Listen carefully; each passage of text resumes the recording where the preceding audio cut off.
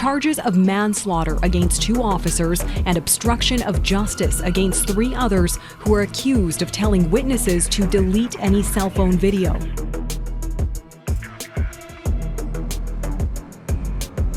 We begin tonight with an appeal from the RCMP. They have arrested a former Mountie in Calgary, charged him with sexual assault against 8 young boys, and fear there may be more victims.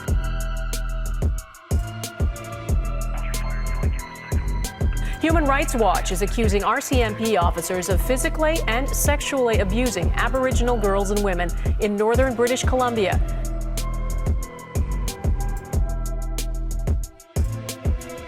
A former RCMP officer is behind bars tonight, starting a lengthy prison sentence. 3 months after being found guilty of stealing 10 kilograms of cocaine from an RCMP evidence locker, a Supreme Court judge has formally sentenced Craig Burnett.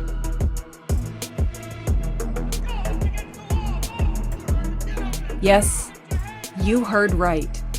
The men being arrested, charged, and jailed in these news reports are RCMP officers, members of the Royal Canadian Mounted Police, Canada's national police force, killing Indigenous men, sexually abusing boys, physically and sexually assaulting Indigenous women and girls, and a host of other crimes. These are just a few of the stories that we will cover throughout Season 1 of this podcast. The RCMP are celebrating their 150th anniversary this year, describing themselves as, quote, an internationally recognized symbol of Canada that stands for safety and security. Yet, few inside or outside the RCMP are celebrating. In fact, the RCMP are struggling to recruit and retain officers, especially women and Indigenous peoples. But for good reason. Despite dedicating significant time, effort, and resources into protecting their public image, the RCMP cannot outrun the many reports, inquiries, commissions, and investigations into their toxic organization, let alone the number of individual officers racking up criminal charges like the crimes we profiled in the opening of this show. So what's going on inside the RCMP? I have friends who joined the RCMP with hopes of forging good relations in communities. They were good people. There are veterans of the RCMP who dedicated their lives to dismantling child porn rings, stopping human trafficking, and catching serial killers. Are these officers the few good apples in an increasingly toxic organization rife with criminality, corruption, and cover-ups? At what point did the good apples become outnumbered by the bad apples? How did the RCMP fall from its carefully constructed pedestal as a national icon to become Canada's Royal Canadian Mounted problem? Over the course of this podcast, I hope to answer these questions and many more. Hi, my name is Dr. Pam Palmater, and I'm the creator and host of this podcast, Criminals on Patrol. I'm a member of Ugbaganjig, otherwise known as Eel River Bar First Nation, which is part of the much larger Mi'kmaq Nation that straddles the Canada-US border. I'm a lawyer, professor, author, and expert on Indigenous issues, human rights, and policing. Criminals on Patrol, or COP for short, is an exciting new podcast that exposes what goes on behind the thin blue line of policing all over North America in a quest for transparency, accountability, and radical change. This show turns the true crime podcast genre on its head, and instead of following cops chasing alleged criminals, we follow police organizations that protect crooked cops. From gratuitous brutality and sexualized violence to drug dealing, human trafficking, and falsifying evidence, we will expose it all. And while Season 1 is focused on the RCMP, These problems can be found in most, if not all, police forces to varying degrees. Criminals on Patrol is the culmination of more than 2 decades of legal, policy, and social research that I have done on widespread police criminality, corruption, and cover-ups, and the shocking lack of accountability by police agencies and their unions. The many interviews, criminal cases, investigations, and reports that will be presented in this show will challenge the prevalent myth of a few bad apples and blow open the dark side of the thin blue line of policing. Over the course of each season, I'll focus on one specific police force. In Season 1, we will cast our attention to the RCMP, our Royal Canadian Mounted Problem, and try to answer questions surrounding the RCMP's persistent failures to hold their members to account for violent and criminal behaviors. Why are there so many calls to defund and dismantle the RCMP? What's going on inside the force? Is the RCMP imploding? Is reconciliation with Indigenous peoples even possible in a police force that was designed to suppress Indigenous peoples? Do we even need the RCMP anymore? And what are the alternatives? All these questions and more will be considered through an analysis of the facts. I know. Can you imagine? Facts. This will not be another angry podcast full of empty, baseless rhetoric trying to appeal to conspiracy theorists in order to trigger the algorithm and get more listeners. This show will be based on the facts as we know them, facts as reported in the media, but also the many findings contained in the reports and investigations of the RCMP. Our analysis will also be informed by interviews with former RCMP officers, policing experts, lawyers, journalists, academics, authors, human rights advocates, and community members, all of whom have lived experiences and valuable insights. So some of you might be asking, why? Why this podcast? Why not a show featuring hero cops? The short answer is that there is more than enough propaganda shows out there featuring hero police officers rescuing cats from trees and handing out ice cream to kids. Police agencies spend millions of dollars on PR campaigns every year. With any social issue, I believe it should be covered from all angles and all perspectives. Even the bad stuff we don't want to know and wish wasn't true. That's not to say that some cops haven't done heroic things. Some have literally saved lives. However, a good number have also taken lives, and we need to call out that criminal element in policing. I chose this topic because criminal cops and the police forces that protect them hurt society. They cause trauma, injury, and even death to our loved ones. Even for those victims of police racism, misogyny, and violence that do survive, their lives can be forever impacted by bogus criminal charges and jail time imposed on victims who try to defend themselves. And we can't forget about the families. The families of these victims are also devastated by police actions. They suffer irreparable harm, and there is little attention paid to those that are left behind. This has to stop. We have enough violence in society without having to worry about it from police officers. When we get to a place where women in our communities don't want to call the police because, quote, they either rape you or arrest you, we know it's long past time to address this. And if I can't appeal to your sense of morality, what about your pocketbook? Criminal cops cost money. In Canada alone, there's billions of dollars worth of individual lawsuits and class actions against the RCMP. And that doesn't include the many claims against other police forces in Canada or the United States. And guess who pays for all of this? Who pays for the salaries of police officers on months or years of leave while they're being investigated?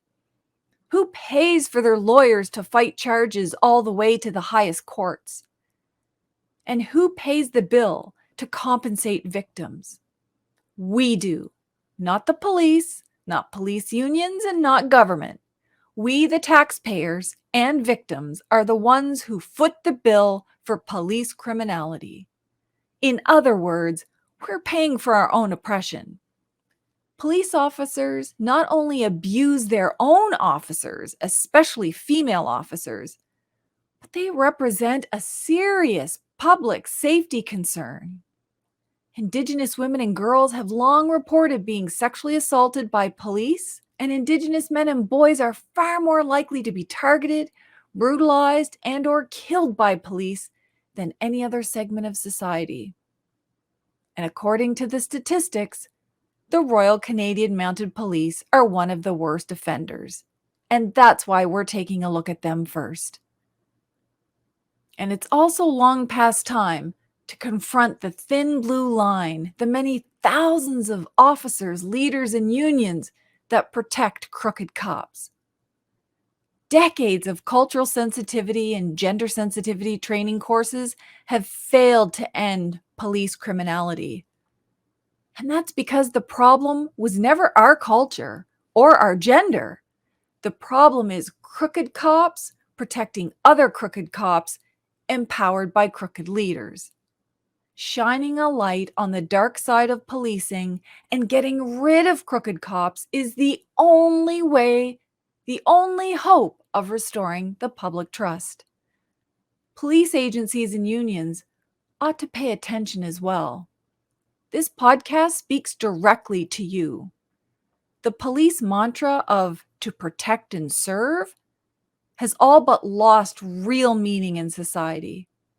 Individual officers who care about human rights and the well-being of communities are leaving police forces in droves, and recruiters are seeing a drop in new applications.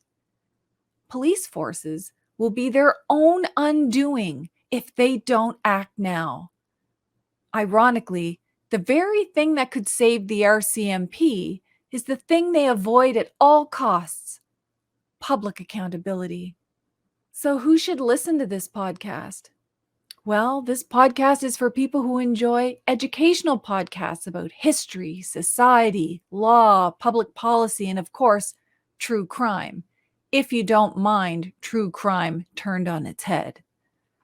Ultimately, Criminals on Patrol is for people who care about social justice, human rights, public safety, and police accountability, as well as those who care very deeply about the health, safety, and well-being of our communities. The stories of former police officers you will hear in this podcast are compelling. So too are the lived experiences of Indigenous land defenders criminalized and harassed by the police, or the racial profiling experienced by the Black community every single day. This podcast is going to be the best place to get an overview of the many reports addressing police criminality, corruption, and cover-ups, the kind of information you might not see or hear in classrooms or in the media. Why me? Why did I want to host this podcast? Well, I have a story to tell. In fact, I have many stories to tell. Police abuses that have impacted me personally. I've also been touched by the impacts of police interactions with my family, friends, and our many communities. And I think it's important for you to know how my journey for truth and justice got started. It's a journey I haven't shared with anyone before now. When I was a young girl, I spent all my time playing outside. You know, back in the day when your mom would send you outside from dawn until dusk. Well, when I wasn't in school, that was me, outside all the time. Those were literally the best of times. None of us kids ever wanted to go back in the house when we were called in for supper, or worse, bedtime. And I mostly hung out with the boys in my neighborhood because they liked the same things I did. loved running races, climbing trees, having piggyback battles, hitting big jumps on my bicycle, and winning at marbles, growing my marble collection to epic proportions. That was the life. Very little interfered in our little world of adventures, not even super hot summer days or bitterly cold ones in the winter. I think the only time we didn't go outside was when it was raining, mainly because our moms didn't want us to track mud all over the house. As kids, we thought we were invincible. I mostly played with the guys in my neighborhood because they liked doing all of these fun activities, the very things my mother hated me doing. And honestly, I can't blame her because these activities often ended in injuries. Racing up and down hills ended up in a sprained ankle. Taking big jumps on my bicycle ended up with broken front teeth. Playing rough and tumble games with my friends ended in a split lip needing stitches. And so on. I think you get the idea. The guys in my neighborhood were mostly white guys because we lived off reserve at the time. When I was very young, my family lived just off reserve near my home community of Eel River Bar First Nation. But then we moved to the city for better educational and work opportunities. I didn't live on the reserve until I was a teenager. But every so often, Native kids would move into the neighborhood, and that's when the fun started. I learned how to take bigger jumps on my bike and make really cool forts in the woods. But the Native kids also had stories to tell that would inform my view of the world in a very different way. I came from a big Mi'kmaq family of 8 sisters and 3 brothers, most of whom were Native rights activists who were always educating for our people. They literally taught me everything I know, and they helped teach me what I needed to know about our culture, our history, and how to fight for our rights as Native people. My siblings naturally filtered out some of the bad stuff, some of the very worst of our history and current realities. But the Native guys in my neighborhood, they didn't. I got the straight goods from them. They shared stories about things that happened to their parents or their extended family members back home on the res. I heard horrifying stories about local cops always saying racist things to the kids, cops beating up their dads, or taking their siblings away to live with other families. I didn't understand it all, or why that would happen. But I knew I never wanted to come face to face with cops. No matter how brave I was as a young Native girl, I could tell by the tears these Native boys held back whenever they recounted their experiences that I should heed their warning about the cops. Most of the time we went about our business as kids, finding new adventures. But there was always one thing that scared the hell out of us. And that was when a cop car drove by. Just the sight of a cop car stopped us dead in our tracks and sent us racing into the woods to hide. We didn't even need to communicate with one another. It was an automatic fight or flight response, and let me tell you, we took flight, and sometimes I wondered if our feet ever touched the ground. I remember time and again seeing a cop car coming towards us in the distance and being huddled with my friends in the woods, trying to be as quiet as possible. Now, in reality, there was really no way a cop car driving by could see us hiding in the forest. Those woods in our neighborhood, they backed up on a heavily forested park. And we also convinced ourselves that we were shapeshifters and we were invisible to non-Native people. So we kind of thought that might also keep us safe from the cops. But that never stopped us from worrying, because we may have been invisible in our minds, but we worried that the beating of our hearts would give us away. Seeing police cars, sometimes our hearts beat so loudly in our chests that we sounded like our own drum group at a powwow. I also learned during these very frightening times that holding your breath doesn't actually stop the pounding of your heart.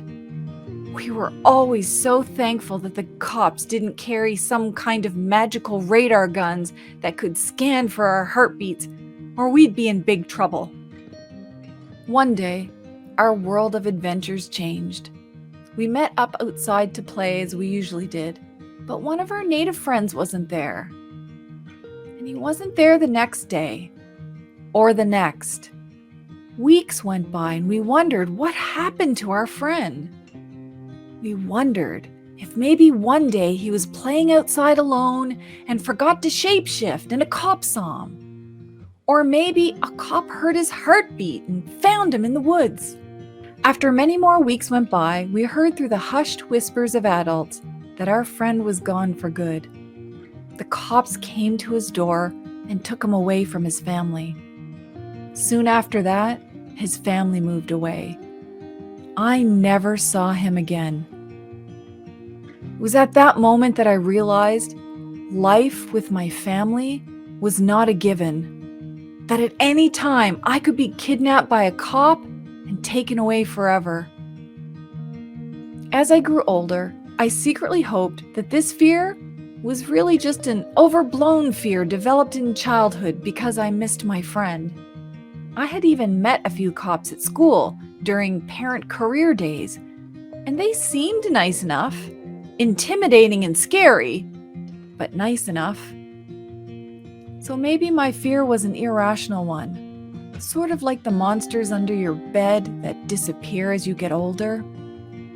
Sadly, with age, that fear became firmly implanted in my heart when I learned that cops have been stealing children from Native families for generations. It was literally their job to take us away. Literally, their job. Police were probably the first representatives of Canadian authority, of the British Empire, all that stuff. And they shut down the whiskey trade almost overnight. There were probably only, 270, 300 Mounties at first. The Mounties, I honestly think that for the first decade of their tenure here in the West, they were, from what the documents say, had good relations with First Nations people. I don't think there has been enough written about the RCMP and their role acting as truant officers, taking children to residential and day schools, which I talk about in my work, arresting parents who refuse to send children to these government-funded schools or church-run schools. Or one of the examples that I look at is residential school burnings or arsons, right? The goal of the RCMP was not to investigate why children as young as 8 would want to burn down their school to escape, but rather to track children down, find them, punish them, and make them accountable for that. And so, they play that particular role in enforcing. Were the RCMP and its earlier iteration of the Northwest Mounted Police friends to Native peoples? Or were the RCMP enforcers in the colonial project to get rid of the Indian problem once and for all? Join me next week for the season premiere of Criminals on Patrol to hear from experts like Dr. James Daschuk and Dr. Sean Carlton to help us answer these questions as we start our investigation into the RCMP. In the meantime, you can find additional resources on our website at www.criminalsonpatrol.com. And don't forget to like, comment, share, and subscribe to this podcast and help us build our audience. We also appreciate any 5-star ratings and reviews, and you can send us comments about what you think we should include in this podcast. And because we don't have access to millions of dollars like the police do in their PR budgets, we rely on the support of listeners like you. You can find our links to our Patreon, Buy Me a Coffee, and Ko-fi apps in the description box below or on our website. And don't forget, the Warrior Life podcast is coming back in the fall, so stay tuned. Thank you all for listening.